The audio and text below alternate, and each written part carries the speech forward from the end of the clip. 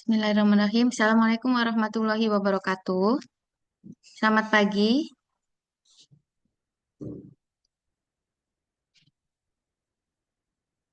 Eh, ini yang join baru dua. Nanti kita tunggu sampai 8.15. Kalau misalkan belum ada yang join lagi, nanti akan saya mulai Vkonnya ya. Eh, ini Aulia Rudi Antini tuh Mbak atau Mas ya? Saya perempuan ibu. Oh, iya maaf maaf. Oke, kita tunggu dulu temannya ya. Kalau misalkan Ya. nanti 5 menit belum ada yang join, kita mulai aja. Ditunggu ya.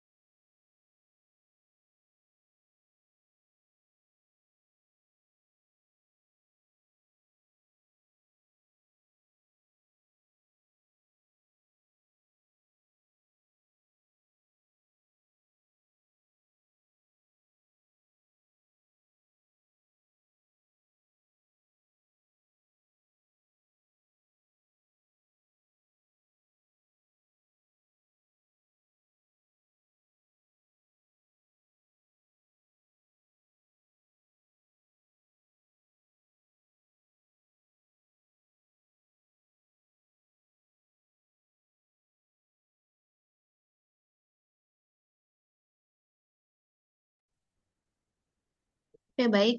Kita mulai aja Vicon keempat pada hari ini.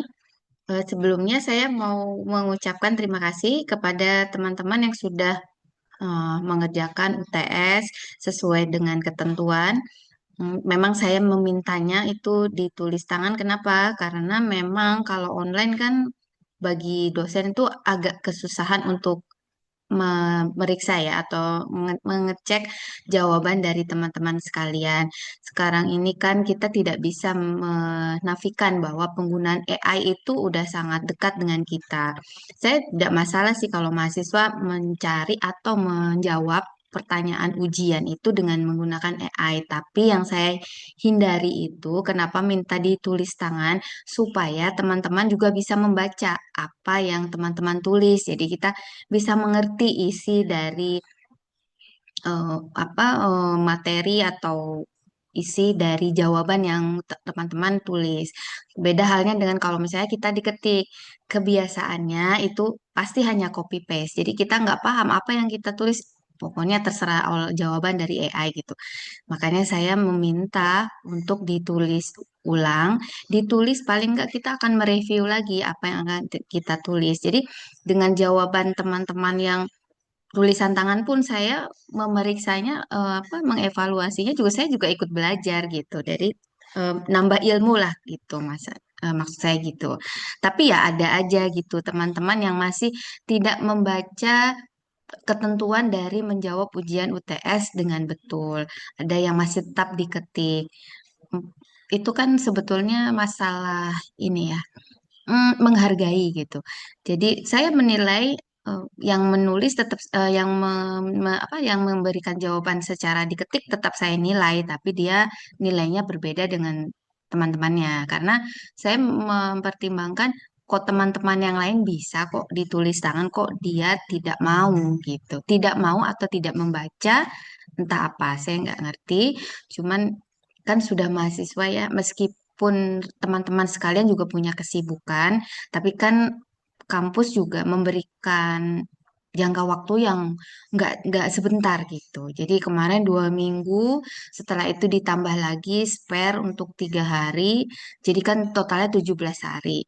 Maksud saya kalau saya memberikan pertanyaan itu tiga saja, ya mungkin ada nomor satu kan itu ada A, B, C, D. Tapi kan kalau dicicil ditulis 1 hari kan akhirnya selesai juga. Cuman ya nggak tahu sih itu kalau yang mereka mengetik itu pertimbangannya apa. Nah, itulah kadang-kadang kita itu hal kecil pun tuh kita harus berusaha menghargai ya, menghargai dan menaati peraturan gitu. Jadi mungkin di luar sana teman-teman pekerja, ada yang bos, ada yang sudah jadi manajer, atau ada yang sudah jadi pengusaha atau apa. Tapi kalau rekan-rekan atau teman-teman pada saat di bangku kuliah ya, teman-teman adalah mahasiswa. Nah, salah satu bagian dari tugas atau kewajiban mahasiswa ya mengikuti apa yang dosen, pengampu atau kampus tentukan gitu. Soalnya saya juga diberi pesan dari dosen saya kemarin waktu saya di Pascasarjana juga begitu. Jadi ada gitu kalau misalnya tugas mereka excuse tidak mengerjakan atau apa. Tapi beliau memberikan pesan. Jadi apapun jabatan saudara-saudara sekalian di luar, kalau sudah masuk ke dalam lingkungan kampus, Anda duduk di depan dosen, dan posisi Anda untuk saat itu adalah mahasiswa. Jadi ya kita saling menghargai lah gitu. Dosen nggak mungkin kok kalau misalkan mahasiswanya sudah comply mengikuti ketentuan dan baik, nilainya juga akan tidak baik gitu. Tidak, pasti akan fair gitu. Itu saja.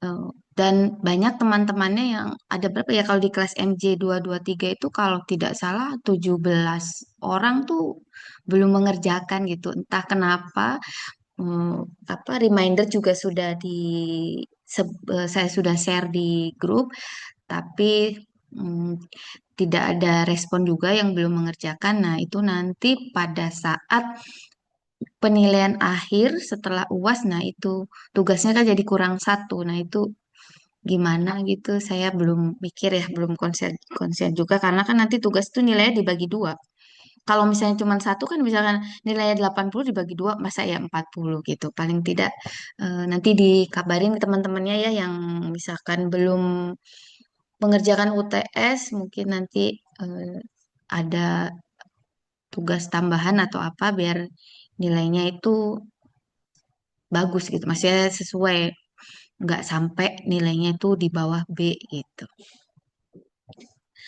Oke, sekarang saya share screen dulu untuk materi sesi 9 kita pelajari bersama-sama ya.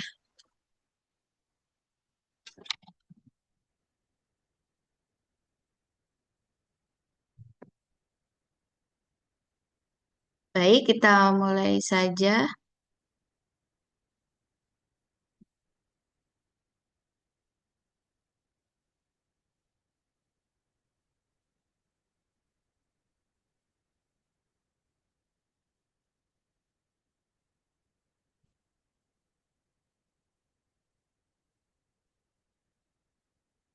Oke. Oke, materi ke-9 adalah mengenai perilaku dan motivasi karyawan. Oke, perilaku dan motivasi karyawan.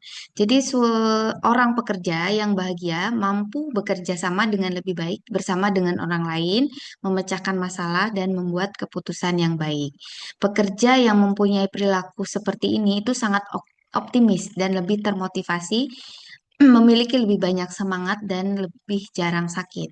Karena biasa maksudnya ahli kesehatan, dokter pun menyatakan bahwa jika psikis kita baik, insya Allah fisik kita juga mengikuti dia akan sering apa ya jarang sakit dan selalu sehat. Sehingga untuk meningkatkan produktivitas, perusahaan seharusnya melatih dan mendukung manajer dalam upaya mendorong karyawan untuk tetap merasa dilibatkan. Keterlibatan ini yang memberikan jalan bagi prestasi karyawannya dan karyawan itu merasa mendapat pengakuan dan penghargaan dari perusahaan tersebut. Baik, perilaku karyawan. Perilaku karyawan di sini adalah pola tindakan yang dilakukan oleh anggota suatu organisasi, dalam hal ini karyawan itu sendiri, yang secara langsung ataupun tidak langsung, sehingga bisa mempengaruhi efektivitas dari organisasi tersebut. Sebagian perilaku karyawan disebut dengan perilaku kinerja yang langsung berkontribusi pada produktivitas dan kinerja. Sedangkan perilaku lainnya disebut dengan kewargaan organisasi yang memberikan manfaat positif bagi organisasi tetapi secara tidak langsung. Perilaku kontraproduktif ini adalah perilaku yang tidak diharapkan mungkin ya oleh perusahaan karena itu akan menjauhi kinerja dan merugikan dari suatu organisasi.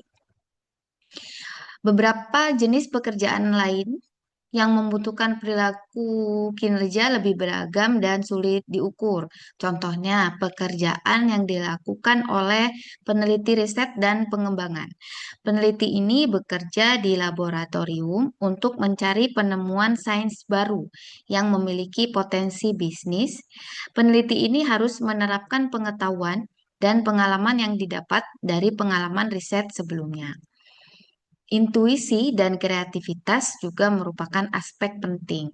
Namun, sekalipun dengan seluruh upaya dan kemampuan peneliti ini, penemuan diharapkan bisa saja memakan waktu berbulan-bulan, bahkan bertahun-tahun. Itulah sebabnya kalau kita riset itu jadi sulit diukurnya itu karena jangka waktunya tidak terbatas. Jadi seperti perencanaan dari suatu perusahaan untuk suatu pekerjaan jadi tidak bisa ditetapkan secara secara tepat waktu gitu karena kalau riset itu kan menemukan ilmu pengetahuan baru mengembangkan suatu teori baru nah itu tuh memang jangka waktunya itu unlimited ya atau tidak ada batasan. Berikutnya, kewargaan organisasi. Karyawan juga dapat melibatkan diri dalam perilaku positif yang secara tidak langsung bisa berkontribusi pada laba perusahaan. Perilaku demikian seringkali disebut dengan kewargaan organisasi atau organizational citizenship. Kewargaan organisasi mengacu pada perilaku individu yang memberikan kontribusi positif secara keseluruhan bagi organisasi. Nah, selanjutnya kita berbicara mengenai perputaran karyawan atau turnover. Terjadi ketika orang-orang keluar atau resign dari suatu pekerjaan. Suatu organisasi biasanya menanggung kerugian atas penggantian karyawan yang keluar, kehilangan produktivitas selagi mencari pengganti, melakukan pelatihan terhadap karyawan baru, dan sebagainya. Perputaran karyawan terjadi karena sejumlah faktor, antara lain aspek-aspek pekerjaan, misalkan pekerjaan yang terlalu overload gitu, atau jam kerjanya terlalu atau melebihi batas dari ketentuan, atau kekurangan atau tidak adanya benefit yang sesuai dengan karyawan.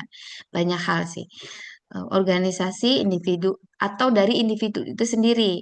Kadang ada orang yang dia tidak tahan banting ya. Maksudnya dia mendapatkan pressure sedikit dari atasannya, dia sudah resign. Atau dia tidak punya loyalty yang bagus pada perilakunya juga bisa menyebabkan dia keluar dari suatu pekerjaan. Selanjutnya disebabkan oleh faktor tenaga kerja dan pengaruh keluarga. Kesesuaian individu yang kurang baik juga bisa menyebabkan perputaran karyawan.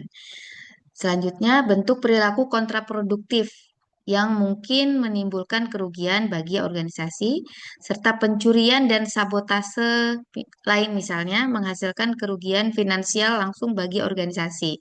Sekarang kan banyak itu, misalkan ada perusahaan yang bergerak di bidang yang sama, tetapi dia merekrut perusahaan dari maksudnya kompetitornya dengan cara dia memberikan benefit yang lebih baik atau tawaran gaji atau insentif. Nah, itu tuh biasanya menjadi apa ya dianggap sebagai sabotage gitu atau pencurian karyawan seperti itu.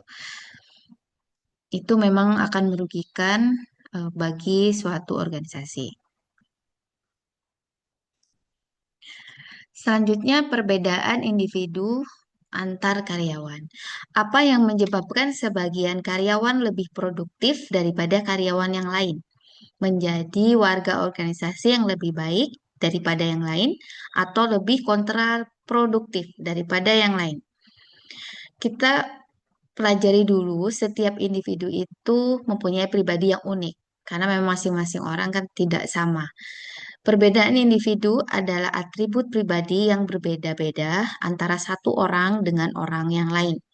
Perbedaan individu bisa berbentuk perbedaan fisik, psikologis, dan emosional.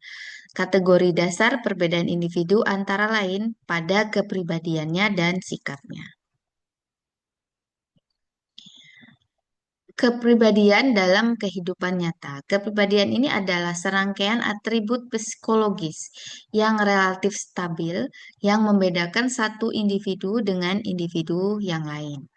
Beberapa tahun terakhir, penelitian telah mengidentifikasikan 5 sifat dasar yang sangat relevan bagi organisasi. Kelima sifat dasar ini biasanya disebut dengan 5 besar sifat kepribadian. Kecerdasan emosional, meskipun tidak termasuk ke dalam 5 besar, juga memainkan peranan yang lebih besar dan penting dalam kepribadian karyawan. Nah, ini salah satu penelitian mengenai 5 besar kepribadian. Jadi, Big Five Personality, kita sebut istilahnya, istilah dalam bahasa Inggrisnya, Big Five Personality Traits Model, yang dikemukakan oleh seorang psikolog terkenal yaitu Lewis Goldberg. Jadi teori sifat kepribadian atau Big Five Personality Traits Model terdiri dari 5 dimensi, yaitu openness, conscientiousness, extraversion atau introversion, agreeableness, dan natural reaction. Untuk mempermudah mengingatnya, kita dapat menggunakan huruf pertama dari masing-masing menjadi singkatan ocean. Jadi ocean itu dari O dari openness, C-nya conscientiousness, E-nya atau I-nya extraversion atau introversion, E-nya agreeableness, dan N adalah natural reaction. Nah, ini bisa kita jadikan singkatan ya, jadi mempermudah untuk menghafal. Ada kata kuncinya. Nah, ini diterangkan satu persatu. Untuk O, openness to experience atau terbuka terhadap hal-hal baru, adalah dimensi kepribadian di mana mengelompokkan individu berdasarkan ketertarikannya terhadap hal-hal yang baru dan keinginan untuk mengetahui serta mempelajari sesuatu yang baru.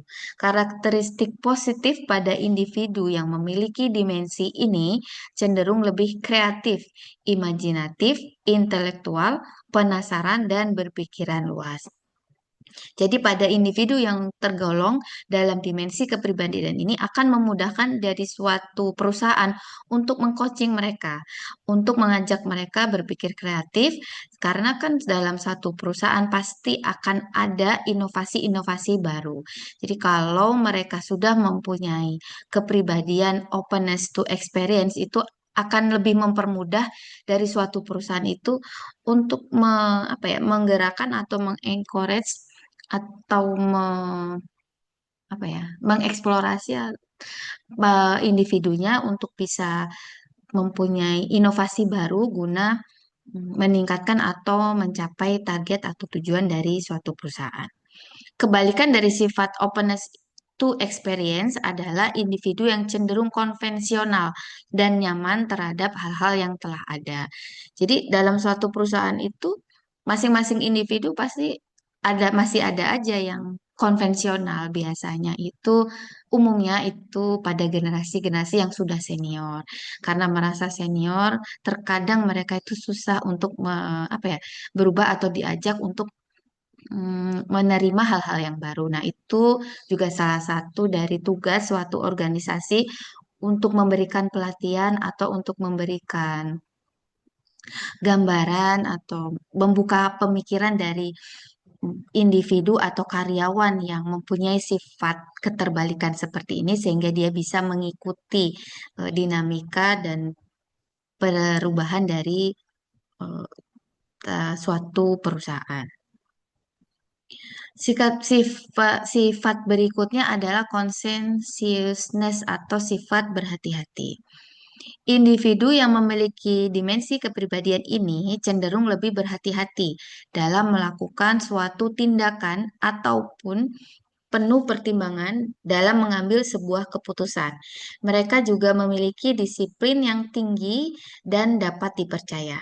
Karakteristik positif pada dimensi adalah dapat diandalkan, bertanggung jawab, tekun, dan berorientasi pada pencapaian. Jadi dimensi kepribadian yang ini pun juga diperlukan dalam karyawan suatu perusahaan atau organisasi.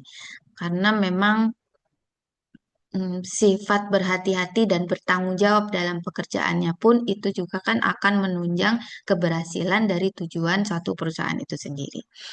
Sedangkan sifat kebalikannya dari dimensi ini adalah individu yang cenderung kurang bertanggung jawab, terburu-buru, tidak teratur, dan kurang dapat diandalkan dalam melakukan suatu pekerjaan. Oleh karena itu, salah satu dari manajemen faktor dari manajemen suatu perusahaan kan ada empat, salah satunya adalah organisasi atau pengorganisasian. Nah, di sini itu perlunya mengapa suatu atau individu harus mempunyai sifat conscientiousness itu karena itu akan menunjang dari salah satu faktor dari manajemen yaitu pengorganisasian. Pengorganisasian yaitu mengorganisasi dalam melaksanakan tugas dari perusahaan tersebut. Selanjutnya adalah dimensi ekstraversi. Ini berkaitan dengan tingkat kenyamanan seseorang dalam berinteraksi dengan orang lain. Karakteristik positif individu extraversion adalah senang bergaul, mudah bersosialisasi, hidup berkelompok, dan tegas. Sebaliknya, individu yang introversion atau kebalikan dari extraversion adalah mereka yang pemalu, suka menyendiri, penakut, dan pendiam. Oleh karena itu, dalam suatu perusahaan ada yang disebut sebagai HR atau HRD, manajer HRD. Jadi bagian HRD itulah nanti dia yang akan memetakan berdasarkan kemampuan psikologis yang mereka punya dari masing-masing individu karyawan itu dia mempunyai kepribadian extraversion atau introversion. Nah, itu nanti akan menentukan posisi atau pada apa ya, pada tim mana individu itu ditempatkan. Misalkan kalau dia ekstrovert berarti dia bisa pada bekerja dengan tim, misalkan pada marketing. Kalau marketing itu bagian marketing kan dia memang harus berkoordinasi dengan banyak orang ya, lebih dari satu perusahaan. Dia juga harus menawarkan produknya keluar. Jadi dia harus bertemu dengan eh, dengan calon klien atau dia harus bisa mendeskripsikan produk yang akan dia jual sehingga dia volume untuk bertemu dengan orang banyak itu akan lebih sering. Sedangkan kalau yang introversion biasanya mungkin ditetapkan pada bagian keuangan atau misalkan dia untuk jadi spesialis atau engineer itu dia akan lebih produktif karena dia nyaman di situ.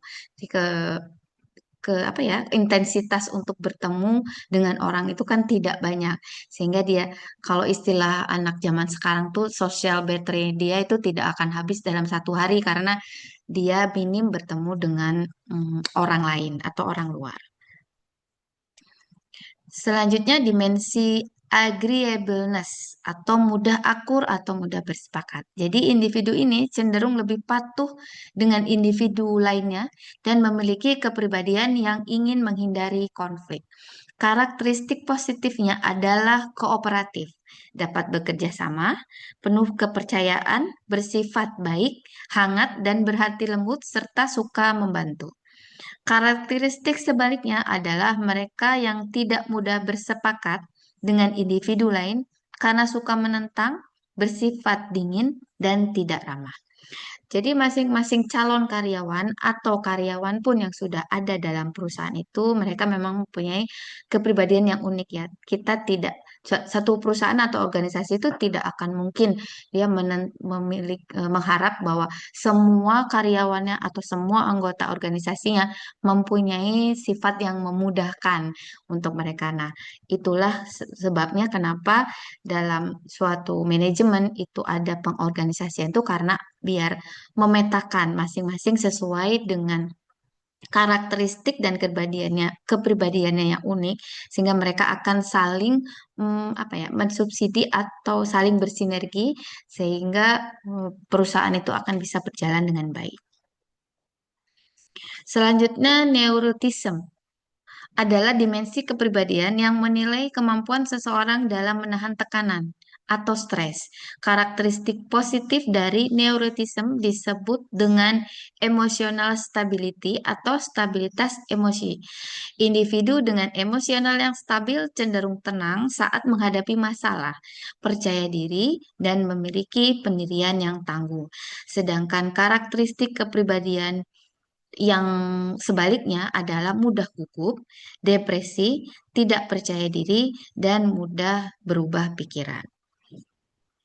Nah, untuk suatu organisasi, eh, salah satu perilaku atau ketahanan mental memang harus dibutuhkan oleh masing-masing karyawan, karena dalam satu pekerjaan itu kan kita tidak mungkin prosesnya itu akan berjalan secara mulus. Nah, itulah maka diperlukan adanya emotional stability. Tapi ada juga yang pribadi jadi karyawan yang mudah gugup, jadi dia gampang stres. Nah, itu jadi perlunya peran dari apa ya, manajemen perusahaan tersebut untuk memberikan lingkungan yang nyaman dan baik sehingga hal-hal yang negatif itu bisa ditekan dan tidak bisa apa ya tidak banyak muncul pada karyawan yang mempunyai kepribadian yang mm, s- seperti ini gitu. Oleh karena itu, dimensi kepribadian neuroticism yang pada dasarnya merupakan sisi negatif ini sering disebut dengan dimensi emotional stability. Tetapi sebagai sisi positifnya ada juga, yaitu menyebut natural reaction atau reaksi alami. Ini referensi dari apa materi yang barusan saya sampaikan. Mungkin nanti teman-teman juga bisa membaca langsung dari bukunya, atau kita bisa juga apa googling artikel-artikel atau jurnal yang berhubungan mengenai perilaku karyawan dan motivasi.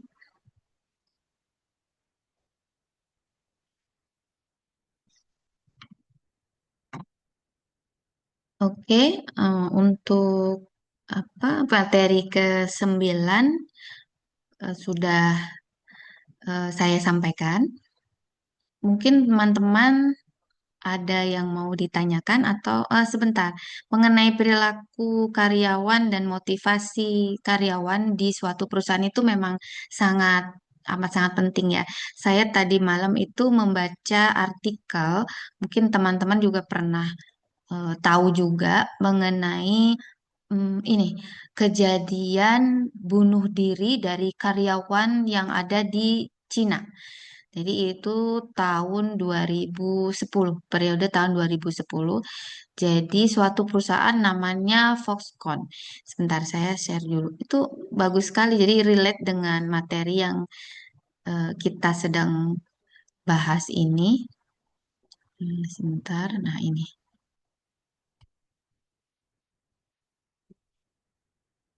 Nah, ini. Itu ternyata beritanya sangat ini ya mendunia karena Foxconn ini adalah perusahaan di Cina, dia yang memproduksi Apple. Jadi Apple itu jadi dia kayak mensubkon ya, mensubkan produksinya ke Foxconn ini dia eh, besar gitu, sangat besar. Jadi kapasitas produksinya.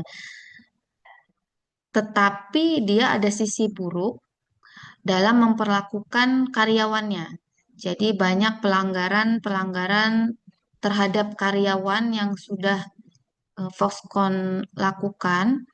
Di antaranya dia menerapkan jam kerja itu dalam 1 minggu itu 12 jam nonstop ditambah lagi dia harus overtime.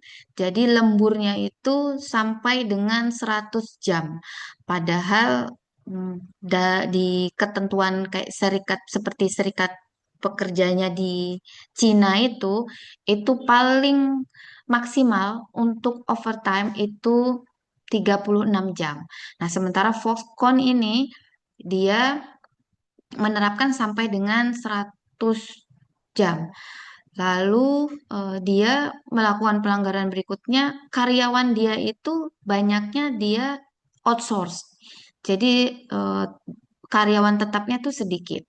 Jadi kalau untuk outsource itu kan untuk karyawan dia jadinya security jobnya tidak bagus ya. Lalu mereka tidak berhak mendapatkan jaminan-jaminan kayak insentif yang tetap. Terus kalau misalkan dia sakit bekerja tidak dibayar, tidak bekerja ya dia tidak dibayar. Terus dia tidak ada cuti. Sementara apa itu kalau Foxconn dari sisi Foxconn sendiri memang sangat menguntungkan karena dia tidak akan terbebani risiko atau biaya operasional yang apa tuh yang sangat berat gitu. Nah, itu akhirnya karyawan menjadi apa ya, seperti burn out gitu karena dia tidak mendapatkan lingkungan yang baik untuk apa mereka bekerja. Akhirnya karena dia tidak bisa apa ya menyuarakan haknya, akhirnya ada sekitar 10 orang atau 15 orang saking dia sudah burn out dan tidak bisa berbuat apa-apa. Nah, itu akhirnya mereka bunuh diri. Ah, tapi itu kan jadi apa ya tragis sekali ya. Makanya masalah motivasi dan motivasi terhadap karyawan itu sangat diharapkan bisa diberikan oleh suatu perusahaan. Di perusahaan yang besar itu pun juga terkadang apa ya kurang masih ada saja yang kurang memperhatikan apa namanya kesejahteraan pada karyawannya. Jadi seperti ini. Lalu di tahun 2022, sorry, yang waktu COVID juga dia kembali lagi memberikan ini apa namanya pelanggaran lagi terhadap karyawannya gitu. Jadi karyawan sudah terlanjur tekan kontrak karena dia memberikan janji seperti itu jika bekerja di Foxconn dia akan memberikan gaji itu lebih tinggi daripada perusahaan yang lainnya sehingga kan pasti tertarik ya karyawan karena dengan iming-iming gaji yang seperti itu tetapi ternyata pada prakteknya mereka itu pada saat lockdown itu karena dia di secure nggak bisa pergi kemana-mana ternyata dia harus kerja terus. Nah kalau yang sakit nanti dia akan dibarengan sama yang kena COVID juga. Nah itu kan apa ya betul-betul pelanggaran terhadap hak asasi terhadap apa karyawan ya. Nah itu heboh ini permasalahannya sampai apa organisasi tenaga kerja dunia itu apa ya menegur gitu. Itulah mengenai perilaku. Jadi perilaku karyawan yang tidak baik itu bisa jadi ditimbulkan karena lingkungan pekerjaan atau lingkungan organisasi itu tidak baik, tapi bisa juga dari individu. Oleh karena itu diperlukan juga dari apa sinergi yang baik dari perusahaan untuk memberikan semacam pelatihan atau coaching atau ya FGD ya mungkin untuk apa karyawannya bagaimana misalkan bagaimana apa ya yang dirasakan mereka setelah mereka bekerja gitu. Jadi ada evaluasi sehingga motivasi dari karyawan dan perilaku dari karyawan itu akan tetap sesuai dengan yang diharapkan dari suatu perusahaan. Ini bagus ini apa beritanya. Sebentar saya share apa linknya. Nanti teman-teman mungkin bisa baca baca lebih detail ya.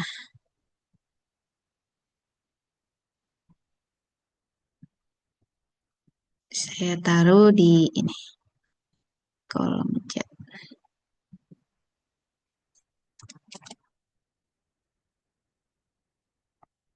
Nah, nanti bisa dibaca bagus gitu. Jadi apa ya? Memang apa loyalitas suatu karyawan atau suatu individu pada suatu perusahaan itu sangat diharapkan, ya kan? Oleh karena itu perusahaan juga tidak boleh apa egois ya untuk apa menginginkan karyawannya untuk tetap loyal tetapi dia tidak memberikan motivasi. Nah, bentuk-bentuk dari motivasi yang diberikan seharusnya diberikan oleh perusahaan terhadap karyawan itu bentuknya seperti apa? Mungkin teman-teman bisa menjawab apakah di perusahaan tempat teman-teman yang sudah bekerja saat ini, perusahaan sudah cukup memberikan motivasi atau memberikan manfaat atau benefit yang bagus terhadap masing-masing karyawannya atau bagaimana? Silakan yang bisa menjawab, kita diskusi. 10 menit aja, sebentar lagi juga sudah selesai. Silakan yang bisa menjawab. Izin menjawab, Bu. Ya, silakan Mbak Rizka. Di instansi tempat saya bekerja, Ya. bentuk apa ya, bentuk yang diberikan perusahaan untuk meningkatkan perilaku karyawannya itu ada banyak, Bu. Ya, Yang pertama mungkin insentif ya, Bu ya. ya. Insentif upah seperti itu. Untuk yang kedua ada pelatihan atau in-house training untuk meningkatkan soft skill. Mhm, Misalkan negotiating skill, kemudian communication skill seperti itu. Kemudian mhm, juga ada coaching dari atasan langsung apabila pegawai tersebut underperform seperti itu atau mhm, memiliki eh, perilaku karyawan yang negatif. mhm. Selain itu juga disediakan konsultasi ya Bu ya, Ya, dan psikolog untuk beberapa karyawan yang memiliki eh, apa namanya Bu? Eh, problem gitu ya. iya problem atau kesehatan mentalnya terganggu seperti Oh itu. gitu, iya betul-betul. Ya soalnya memang kita nggak bisa ini ya, nggak bisa apa ya, mengharapkan semua karyawan itu akan baik-baik saja gitu ya. Jadi memang Betul. harus ada. Oke, terus lalu kalau misalkan dari seperti insentif-insentif aja, jadi seperti kayak asuransi, insurance untuk karyawan, terus seperti apa ya, kayak cuti, terus habis itu ada juga ya di perusahaannya. Ada Bu, seperti untuk pegawai yang bekerja di daerah terpencil itu ada cuti tambahan 12 hari Bu. Hmm, oh gitu, bagus ya. Iya betul. Jadi, jadi ini yang namanya ada yang sekarang tuh perusahaan tuh kadang-kadang dia tidak menerapkan work-life balance itu ya. Karyawannya diberi kerja terus, tapi dia untuk misalkan untuk bercuti itu susah. Nah itu seharusnya tidak diterapkan ya, karena kan kalau mereka ingin karyawannya loyal, mereka juga harus fair. Jadi kalau di perusahaannya Mbak Rizka berarti sudah cukup baik ya. Menurut saya sudah cukup baik. Selain itu Berarti, juga ada penghargaan pegawai Bu setiap oh tahunnya. gitu, ya ya ya, ada reward seperti itu ya. Betul. Berarti retensi karyawannya kecil dong. Iya Bu, karena PNS juga Bu. Oh gitu. Iya. Iya kalau PNS mah ini apa eh, jarang yang ini. Pokoknya bagus aja ya ininya dari perusahaan semua fair. Jadi biasanya kalau yang di perusahaan swasta, nah itu tuh yang tadi apa ya sabotase atau pencurian karyawan istilahnya. Nah itu biasanya di perusahaan swasta ya. Jadi mereka kan masing-masing perusahaan tuh dengan kompetitornya kan kalau ingin mendapatkan karyawan yang profesional dan lebih berpengalaman ya biasanya mereka pakai hit hunter itu yang apa untuk meng-hire karyawan. Nah itu memberikan iming-iming gaji lah istilahnya jauh lebih tinggi, benefitnya lebih baik. Nah itu tuh harus apa diwaspadai ya istilahnya harus diantisipasi strategi perusahaan untuk mempertahankan karyawannya. Jadi jangan sampai karyawannya itu mudah berpindah gitu.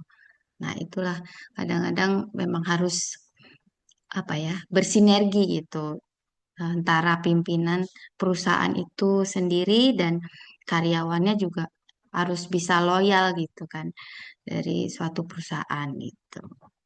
Oke, makasih ya Mbak Rizka. Sama-sama Ibu. Oke, ada lagi yang bisa menambahkan?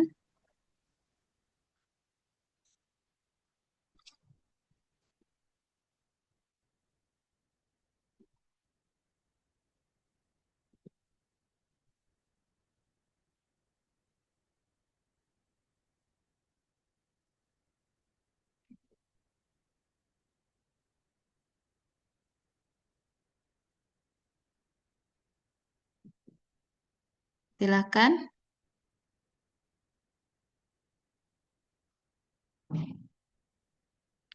Nanti yang artikel yang tadi dari BBC yang mengenai Foxconn, nanti saya akan upload di LMS. Silakan dibaca, lalu nanti di review berikan tanggapan di kolom komentar ya.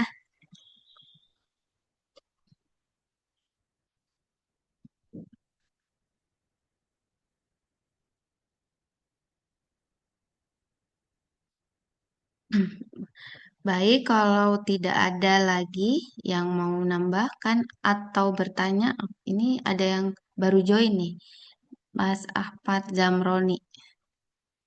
Udah mau selesai, nggak apa-apa deh. Ada yang mau ditambahkan yang baru join atau ditanyakan?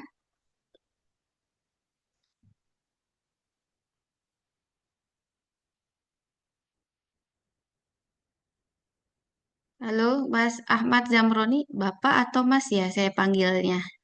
Bisa ini di-unmute atau sedang bekerja?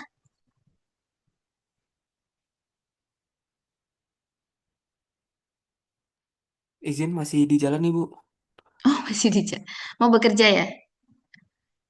Iya Bu. Oh, baik-baik. Terima kasih ya udah join. Nanti tadi saya udah share link untuk apa?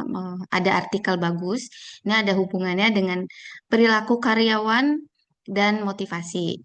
Nah, itu nanti juga akan saya share di LMS. Nanti saya minta untuk direview dan tanggapannya. Bagaimana mengantisipasi jika karyawan mengalami burnout. Nah, seperti contoh kasus pada perusahaan Foxconn di Cina tadi. Baik, baik itu saja ya. Saya akhiri dulu sesi Vicon pagi hari ini. Mengenai tugas UAS kan nanti itu di sesi ke-15 ya, karena sesi ke-16 kan sudah UAS. Nah, itu kan kelanjutannya dari yang kemarin. Nanti mulai dicicil aja. Nah, kalau ini kan materi ke-9 ini mengenai perilaku karyawan dan motivasi. Jadi, teman-teman itu bertindak seolah-olah owner dari perusahaan itu. Jadi, bagaimana caranya untuk memberikan motivasi dan lingkungan pekerjaan yang baik sehingga karyawan mempunyai perilaku atau dimensi apa kepribadian yang seperti yang tadi itu bagaimana? Jadi seolah-olah memberikan apa ya sebagai bertindak sebagai owner gitu ya. Jadi nanti mengikuti aja materi ke-10 apa nanti diulas bagaimana. Jadi seolah-olah perusahaan itu sudah berjalan dan mempunyai karyawan sehingga kita sebagai owner bisa menerapkan yang sesuai dengan materi yang sudah diterima gitu ya. Nah, dan kan pas udah di eh, pertemuan ke-15 tuh sudah selesai gitu. Jadi nanti saya minta eh, infografisnya saja, sudah nggak perlu apa video lagi gitu ya. Oke, terima kasih ya atas atensinya dan kehadirannya pagi hari ini. Insya Allah nanti kita bertemu di Vicon yang berikutnya berarti di sesi ke-11. Baik, saya akhiri. Assalamualaikum warahmatullahi wabarakatuh. Waalaikumsalam warahmatullahi Waalaikumsalam wabarakatuh. Waalaikumsalam warahmatullahi Terima wabarakatuh. kasih, Bu. Ya, sama-sama. Terima kasih Terima kasih kembali. Bu. Selamat pagi. Ya, sama-sama. Selamat pagi.